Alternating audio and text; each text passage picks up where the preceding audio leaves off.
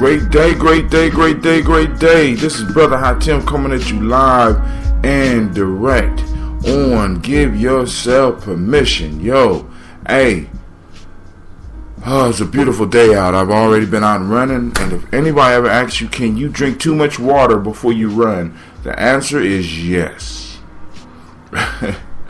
Yes. I am on a water drinking program right now, and I'm experimenting with one of the apps that I've been that I downloaded, and I'm trying to keep up with it. But one of the bad pieces about this app is that it don't space out the drinking. It just lets you know you need to drink, and so I'm drinking my total amount of water for the day early in the morning. So I'm going to see how that works, but I'm going to cut down a little bit before the run, because those couple of extra ounces of water, you can feel them when you're running. When you're running, you start really feeling your body, and you really start getting in tune with your body. You know when something's not right. So I had too much water on my body, but oh man, listen, do I have some shows for you today. First off, on Give Yourself Permission, what I need to do now is recap. Yesterday, we was talking about a young brother who was stuck in a Groundhog Day-like scenario where he was repeating the mistakes of his father. And his father, it appears, may have been repeating the mistakes of his father. So we got 3 generations. Now, some people call this a generational curse. All right?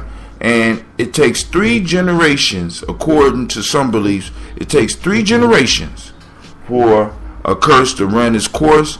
And it also takes 3 generations for a blessing to manifest. Now, I'm going to challenge that notion today. I'm going to challenge that notion because we are living in a miraculous time, in a miraculous world, in a miraculous universe where many things that are not logical can happen. We often limit ourselves by trying to put nature and put the creator and put the universe into our logical frame of thinking. Their frame of reference is a lot bigger than ours. So some of the things that happen for them, or some of the things that they may do, may not make any sense at all to any of us. But that's cool. That's the way it should be now. So let's recap. He was seeming to be on autopilot. He had already been involved in the juvenile justice system at the same age that his father was. He had already been declared a father at the same age his father was. He had already been shot at the same age his father was. So according to all of the things that was moving in a logical progression, the only thing left for him was jail.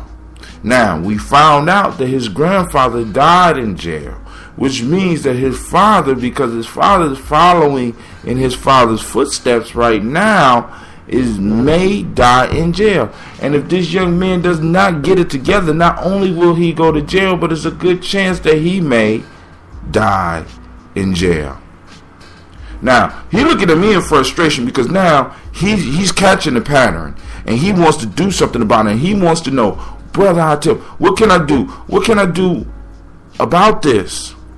And you know, I was kind of put it back because once I saw the pattern, it kind of amazed me. But then I started looking over my life, and then I started looking over some of the stories of other people's lives.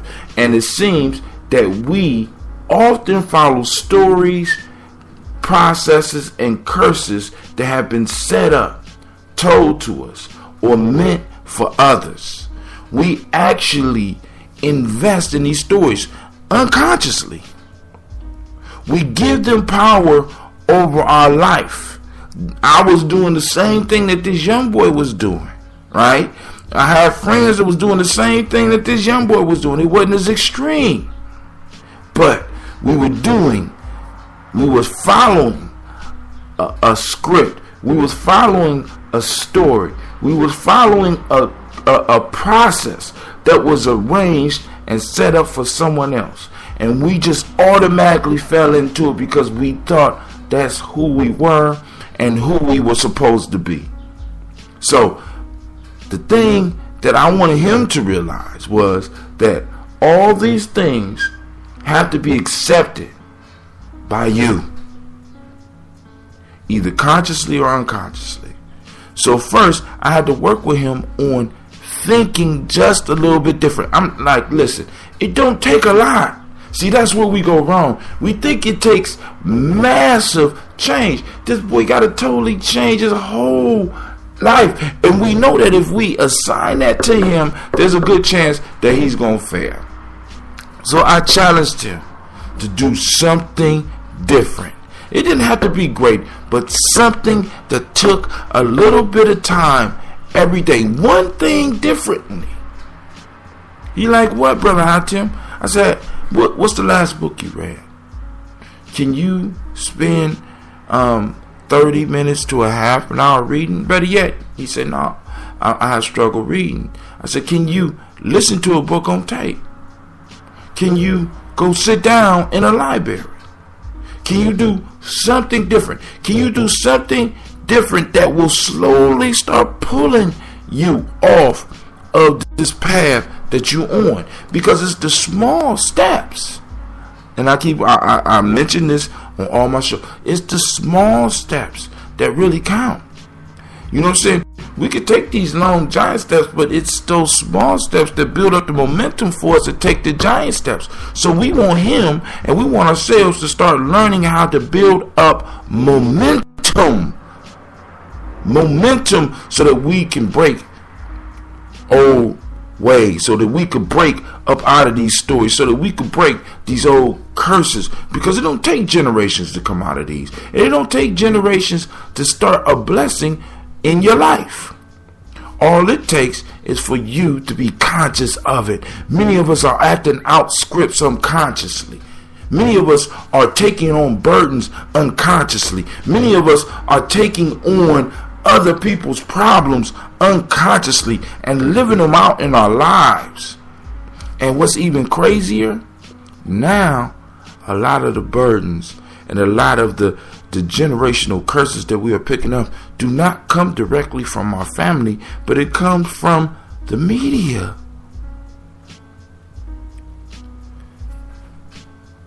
You can tweet that. You know what I'm saying?